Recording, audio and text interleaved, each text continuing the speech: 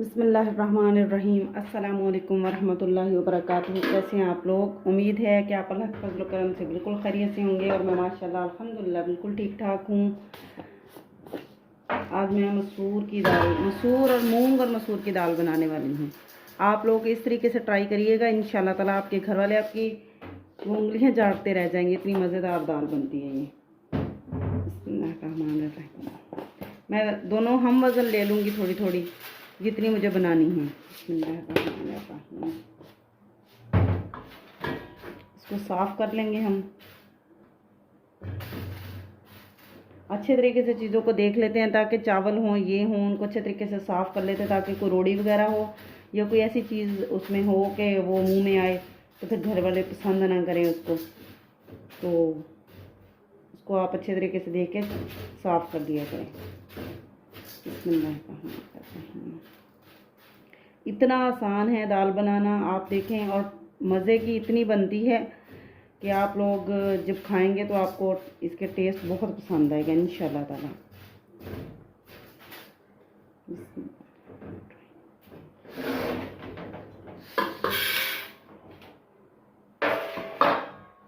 इसको धो लूँगी।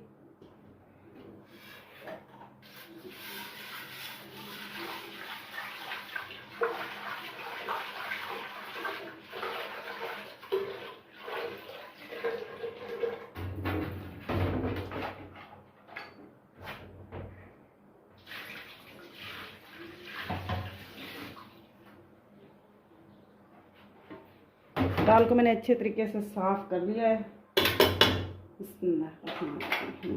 इसमें हमें जितनी ज़रूरत होगी हम उतना पानी डालेंगे, क्योंकि मुझे वो खड़ी खड़ी सी दाल पसंद नहीं है, मुझे इसको अच्छे तरीके से गलाना है। बिस्मिल्लाहिर्रहमानिर्रहीम। हस्बे ज़रूरत जितना आपको चाहिए, आपको लगता है कि इसमें दाल अच्छे तरीके से गल जाएगी तो आप उतना पानी डाल लें। ये चली गई दाल इसमें। अब हम इसमें प्याज शामिल करेंगे। प्याज को हम छील लेंगे। प्याज मैं एक ही इसमें शामिल करूँगी क्योंकि प्याज ज़्यादा मेरे बेटे को पसंद नहीं है, तो इसलिए फिर मैं ज़्यादा प्याज नहीं डालती, तो कम ही प्याज डालती हूँ। वो टमाटर भी पसंद नहीं करता दाल में, तो मैं टमाटर भी कम ही डालती हूँ, लेकिन फिर भी दाल टेस्टी बनती है। आपका जो दिल करे आप वो डालें, जो दिल करे नहीं डालें। लेकिन कभी कभी मेरी अम्मी कहती होती हैं कि अगर घर में टमाटर और कोई चीज़ ना भी हो तो दाल तो फिर भी बन जाती है, सब्ज़ी तो फिर भी बन जाती है। ज़रूरी नहीं कि आपके पास हरा मसाला नहीं है तो आप कहेंगे कि नहीं भी दाल नहीं बन सकती। क्यों नहीं बन सकती? बस कुछ चीज़ें ऐसी होती हैं कि आप उनको ज़हन लड़ाएं, दिमाग दौड़ाएं, अपनी अक्ल का इस्तेमाल करें, तो इंशाअल्लाह अज़ीज़ आपकी चीज़ें सही बनेंगी। बेशक आप प्याज के साथ ही सालन क्यों ना बनाओ।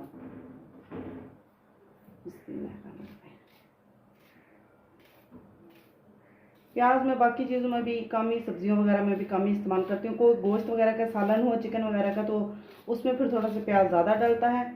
बाकी तकरीबन, या भिंडी में से प्याज ज़्यादा डलता है, करेले में प्याज ज़्यादा डलता है, बाकी तकरीबन बाकी चीज़ों में इतना प्याज नहीं डालती मैं, क्योंकि प्याज की वजह से सालन जो होता है वो मीठा मीठा सा हो जाता है।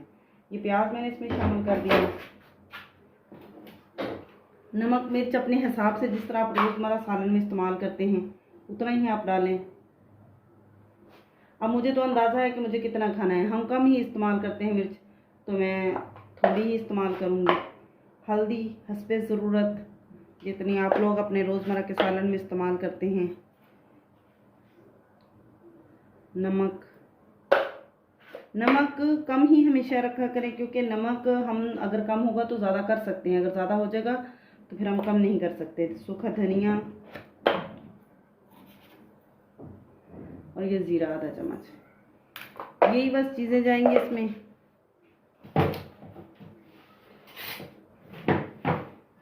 और साथ ही हम इसमें ये चिकन क्यूब्स डाल देंगे।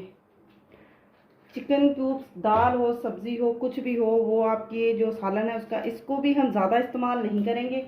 अब जितनी मेरी दाल है उसमें सिर्फ मैं ये आधा ही काट के डालूँगी। अब हम इसको लगा देंगे वेट और फिर इसको चूल्हे पर चढ़ा देते हैं। इस तरह इसको बंद करके दोबारा से कोई भी चीज़ हो, जैसे आप मसाले वगैरह के को पैकेट खोलते हैं या ये है, तो इसको इस तरह अच्छी तरीके से करके फिर आप इसको दोबारा डब्बी में महफूज करें, ताकि इनकी जो ग़िज़ाइयत है वो ज़ाया ना हो।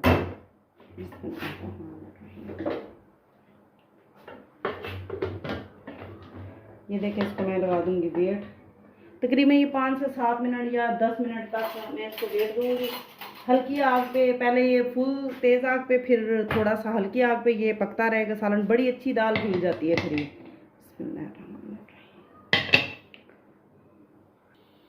दाल को मैं चूल्हे पर रख चुकी हूँ, बस यही काम था। उसमें प्याज और ये चीज़ें डाल के मुझे उसको रखना था, उसको मैंने रख दिया है। साथ ही जब आप किचन में होते हो तो आपने ये काम नहीं करना होता। हम सालन को चढ़ाते हैं तो सालन के साथ ही हम कुछ और काम भी कर लेते हैं। तो मुझे इसके साथ ही दूध को बॉयल करना है। बिस्मिल्लाहिर्रहमानिर्रहीम। आपके सालन चढ़ाते हो किचन की मैनेजमेंट जो है ना वो बहुत ज़्यादा अहम रोल अदा करती है कि आप किचन को कैसे मैनेज करते हो, आप 1 घंटे में सारे काम कैसे निपटाते हो। आपने दाल चढ़ाई है, साथ ही अब इसके आटा गूंदने वाला है तो आटा गूंद ले, बर्तन धोने वाले हैं तो बर्तन धो ले। जैसे अब ये चाय बनाने वाली तो चाय रख दें दूसरे चूल्हे पर। जैसे ये मुझे अब दूध बॉयल करना है तो मैं दूध बॉयल कर लूँगी।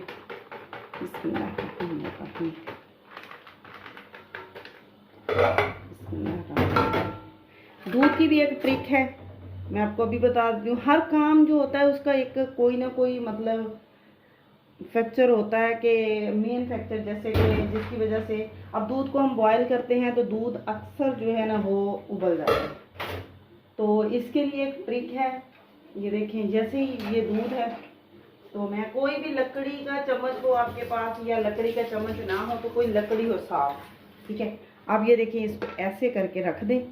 और क्योंकि ये हीट को जज़ब करती है और फिर वो जो दूध बॉयल नहीं होता। ये भी ट्रिक है, पता नहीं इसकी क्या लॉजिक है, मुझे ये समझ नहीं आया, लेकिन ये मैंने यूट्यूब से ही देखा था और ये बड़ा इफेक्टिव है। तो हम इसको जब दूध को बॉयल करते हैं तो इसके ऊपर इस तरह कोई लकड़ी की चम्मच या कोई लकड़ी की कोई चीज़ हो तो हम उसको रख देंगे, तो खुद काम भी करते रहेंगे। तो आग को मीडियम रखेंगे तो बॉयल होकर चूल्हे में नहीं पड़ेगा और अम्मी से गालियाँ नहीं पड़ेंगी। ये देखें, दोनों चीज़ों को मैंने चूल्हे पर चढ़ा दिया है। और इसी के साथ मैं अपना अम्मी के लिए मुझे स्कंजी बनानी है तो मैं वो भी रेसिपी आपके साथ ज़रूर शेयर करूँगी। ये देखें, अब मैं साथ ही वो उधर दूध मैंने रख दिया बॉयल होना, साथ ही मुझे स्कंजी बनानी है अम्मी के लिए। अम्मी को बहुत ज़्यादा वीकनेस थी, यानी कि ज़ईफ़ है सांस मेरी। तो ये था कि उनको वीकनेस थी। लोग सारे कह रहे थे इसको एक ड्रिप लगवा दें, लेकिन वो मान नहीं रही। वो कहती हैं कि मुझे नहीं ड्रिप लगवानी। तो फिर उनके लिए किसी डॉक्टर ने मुझे ये बताया था, रिकमेंड किया था कि आप उसको इस तरह जो है ना, मतलब स्कंजवी जो बना के देते हैं ना, ब्लड प्रेशर के लिए मैं स्कंजवी बना के देती हूँ उनको। तो ब्लड प्रेशर के लिए वो जब ये स्कंजवी पीती हैं तो काफ़ी ज़्यादा उनको इससे फ़र्क पड़ता है। मुझे सबसे पहले इसमें चीनी डालनी है, फिर इसके बाद मुझे नमक डालना है, क्योंकि नमक स्कंजवी में ज़रूर डालते हैं ताकि उसका बैलेंस जो है वो बरकरार रहे। आधा चम्मच मैं इसमें नमक शामिल कर दूंगी। ये डॉक्टर ने बताया था कि अगर आपने जो है वो ड्रिप नहीं लगवानी तो आप उनको ऐसे स्कंजवी बना के दिया करें। तो ये ग्लूकोज है मेरे पास, ये देखें ग्लूकोज का डब्बा है, तो मैं ग्लूकोज जो है वो इसमें स्कंजवी में शामिल करती हूँ। और एक और इंग्रेडिएंट है वो मैं शामिल करती हूँ, फिर स्कंजवी बना के फ्रिज में रख देती हूँ। फिर जब उनकी तबीयत ख़राब हो या उनका दिल करे तो फिर वो पी लेती हैं, फिर वो शामिल करती हैं। अब शहद है, इसमें मैं शहद शामिल करूँगी। बिस्मिल्लाहिर्रहमानिर्रहीम। थोड़ा सा शहद शामिल करके इसको हम मिक्स कर लेंगे।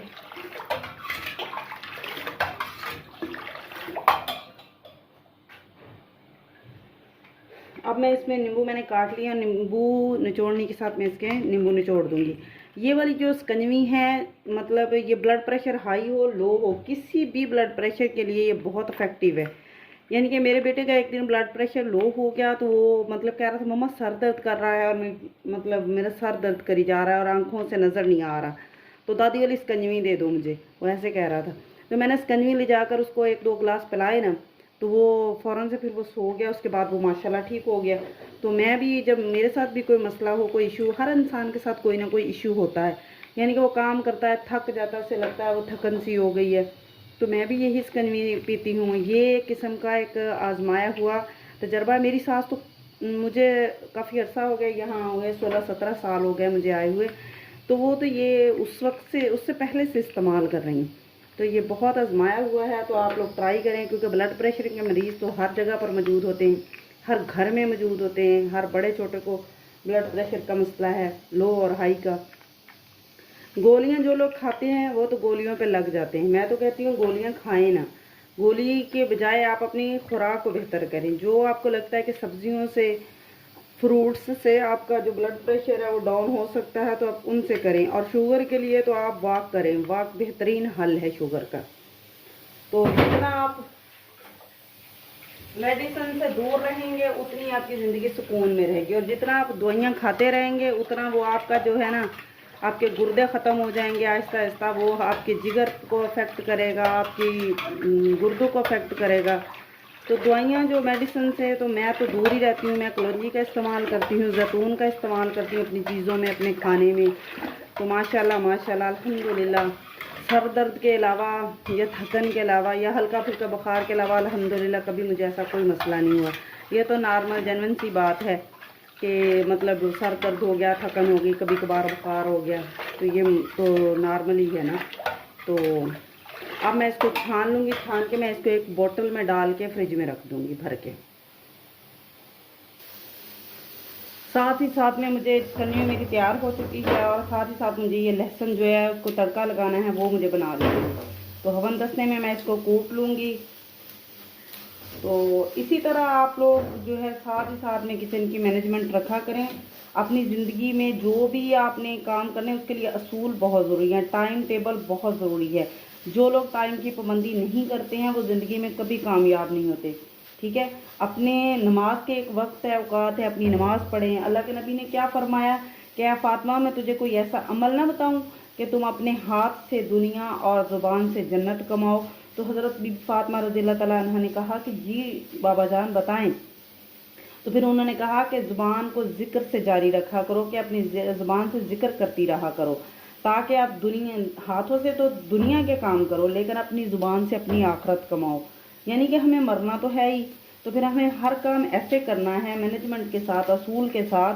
तो इस तरह आप अगर अच्छे तरीके से काम सर अंजाम देते हो, अपने साथ साथ ही सारे काम निपटा लेते हो, तो फिर आप फारग भी हो जाते हो, अल्लाह के जिक्र के लिए भी फारग हो जाते हो। वैसे भी अपने कोई एंटरटेनमेंट करनी है या कुछ भी करना है, कोई अपनी तफरीह करनी है, तो वो कर सकते हो आराम से। तो अपने कामों के लिए एक असूल बनाएं और ज़िंदगी को अपने असूल पर चलाएं। ठीक है, तो जिनकी ज़िंदगी में असूल नहीं होते उनकी ज़िंदगी बेतरतीब होती है, उनके घरों में सुकून नहीं होता। तो सुकून तो अल्लाह के ज़िक्र में ही है, और ज़िक्र से ही सुकून मिलता है। तो आयतुल कुर्सी पढ़ा करें। आयतुल कुर्सी की बहुत सारी जो फ़ज़ाइल आए हैं, अल्लाह ताला की बरक़ात, अल्लाह ताला की तरफ से इस आयत को अल्लाह ताला ने कहा है कि ये बहुत कीमती आयत है। तो अल्लाह के नबी को फरमाया कि ये मतलब आयतुल कुर्सी जिस घर में पढ़ी जाती है शयातीन वहाँ नहीं आते हैं, और जो लोग इसको रात को पढ़ लेते हैं तो उन पर शयातीन का हमला नहीं होता है। और जो लोग इसको हर फर्ज नमाज के बाद एक बार आयतुल कुर्सी को पढ़ लेते हैं, तो अल्लाह ताला के नबी की हदीस में है कि कोई भी मौत के सिवा उसको कोई चीज़ ऐसी नहीं है जो उसको जन्नत में जाने से रोक सके, यानी कि उसके लिए जन्नत वाजिब है। तो आप आयतुल कुर्सी को पढ़ा करें, इससे बेपनाह रिज़्क़ आता है आपके घरों में। तो अल्लाह ताला रिज़्क़ भी की सारी, और जो सूरह बकरा की आखिरी 2 आयात हैं तो उनका विर्द किया करें, रात को पढ़कर सोया करें उसको, और सुबह को उठ के भी पढ़ा करें, बल्कि हर नमाज के साथ ही उन 2 आयात को पढ़ा करें। वो अल्लाह के नबी फरमाते हैं कि वो जो फरिश्ता उन 2 आयात को लेकर ज़मीन पर उतरा था वो कभी ज़मीन पर नहीं आया था। ठीक है, अल्लाह ताला ने स्पेशल उनको, वो अर्श के ख़जानों में से 2 आयात हैं, और अल्लाह ताला ने स्पेशल उस फरिश्ते को ज़मीन पर सिर्फ 2 आयात गिफ्ट देने के लिए भेजा था। तो आप सोचो कि जिसको कोई प्रोटोकॉल वाला आदमी लेकर जिस चीज़ को आता है तो हम उसको कितनी अहमियत देते हैं। तो इसीलिए अपने दिलों को नूर से मुनव्वर करें, और सूरह बकरा की आखिरी 2 आयात को हर नमाज में पढ़ा करें, और उसका विर्द रखा करें सोते वक्त, रात को जागते वक्त, उठते वक्त, और अपने दिल से लोगों को माफ़ कर दिया करें। ठीक है, तो माफ़ कर देने वाला अल्लाह ताला को बहुत पसंद है। अल्लाह ताला उसके लिए रिज़्क़ के दरवाजे भी खोलता है, उसके लिए खुश भी होता है, उसके दिल को सुकून से भर देता है। जो लोगों को माफ़ कर देते हैं और बदले की चाह नहीं रखते। तो मैं इसको कूट लूँगी। ये देखें, तजर्बे वाली बात है। अब ये देखें, आग इसके नीचे काफ़ी है, यानी कि मीडियम से भी थोड़ी सी ज़्यादा ही है, लेकिन वो लकड़ी की वजह से ये देखें वो दूध जो है ऊपर नहीं आ रहा, वो नीचे बॉयल हो रहा है। तो ये एक ट्रिक है, इसको ज़रूर आजमाएं, क्योंकि दूध तो हमने सबने बॉयल करना होता है। तो ये ट्रिक है, ये देखें दूध नीचे ही बॉयल हो रहा है, ऊपर नहीं आ रहा, इस लकड़ी की वजह से। ये देखें दाल का वेट मैंने जो वो खोल लिया, ये देखें दाल। तो अब ये दाल में थोड़ा सा पानी है, तो ये भी पानी इसका मैं थोड़ा सा खुश्क कर लेती हूँ। और साथ ही मैंने इधर वो रख दिया है, जो मैंने लहसुन किया था, कूटा था, उसको लहसुन को मैंने डाल के इसमें ये देखो फ्राई कर रही हूँ। ऑयल, जितना ऑयल या घी आपको चाहिए आप उतना इसमें डाल के इसको फ्राई कर लें।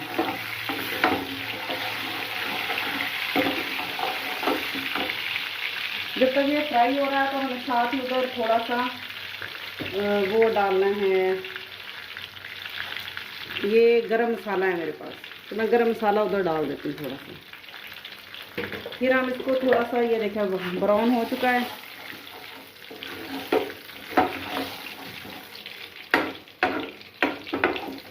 आप मेरे चैनल को सब्सक्राइब करें, लाइक करें, शेयर करें। अल्लाह ताला आपको आपके घरों में खुश रखे, आबाद रखे। ये देखिए ये ब्राउन हो चुका है, मैं इसको ट्रांसफ़र कर दूंगी दूसरे चूल्हे पे। बिस्मिल्लाह, चूल्हा मैं बंद कर देती हूँ। बिस्मिल्लाह, ये देखें। अब मैं इसको थोड़ा सा ढक दूंगी, क्योंकि मुझे गरम मसाला भी डाला हुआ है।